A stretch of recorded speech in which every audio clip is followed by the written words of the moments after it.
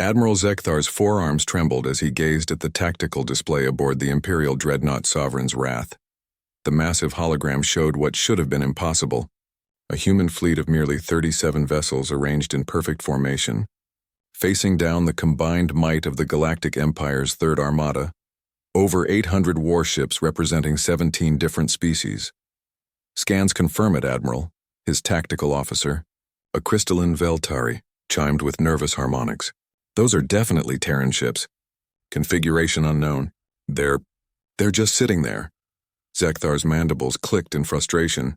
3 months ago, the Empire had received humanity's formal response to their ultimatum: unconditional surrender or face annihilation.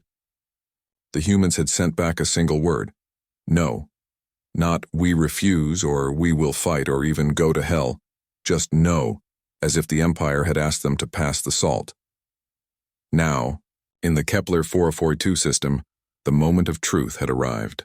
The Empire's finest armada faced the upstart species that had dared to refuse the natural order of galactic civilization. It should have been a massacre. "Admiral," Communications Officer Threnka interrupted, his reptilian features twitching. "The lead human vessel is hailing us." On screen, the hologram flickered, revealing the bridge of a Terran ship. At its center stood a human female, her dark hair pulled back severely, wearing what appeared to be a simple gray uniform with minimal decoration. But her eyes— Zekthar had studied human psychology extensively. Her eyes held something that made his exoskeleton crawl. She was smiling. "Greetings, Admiral Zekthar," she said pleasantly, as if greeting an old friend. "I'm Fleet Admiral Sarah Chen of the Terran Defense Force. Beautiful day for a battle, isn't it?" Zekthar composed himself. "Human Chen, you face the inevitable. Surrender now and your species may survive as a client race under Imperial protection. Refuse and witness the power that has dominated this galaxy for 10,000 years. Chen's smile widened. Behind her, Zekthar could see other humans at their stations, and incredibly, they were all displaying the same expression. Not grim determination or fearful resolve, genuine, almost childlike delight, Admiral, Chen replied, her voice warm with what sounded suspiciously like affection. "Do you know what humanity calls this kind of scenario?" "Enlighten me."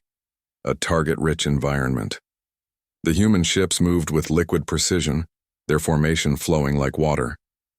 Zekthar watched in growing horror as his scanners revealed the impossible. The Terran vessels were accelerating at rates that should have liquefied their crews.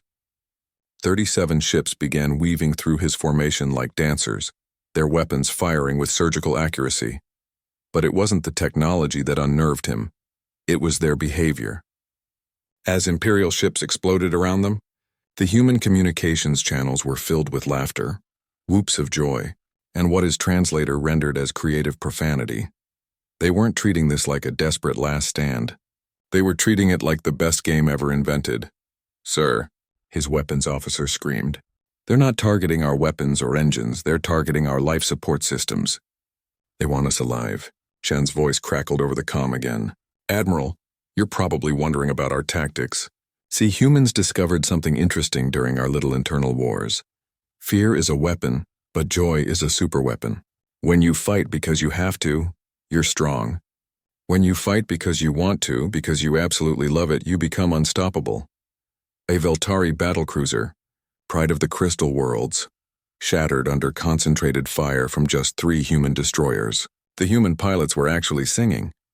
"You see," Chen continued conversationally while her ship performed impossible maneuvers, dodging plasma bolts while returning devastating salvos. "You made a fundamental error about humanity. You assumed we'd be terrified of you because you're bigger, older, more numerous. But you know what we learned from studying your empire?" Zekthar didn't answer. He couldn't. Half his fleet was gone and the humans hadn't lost a single ship. "We learned that you became dominant through intimidation and overwhelming force.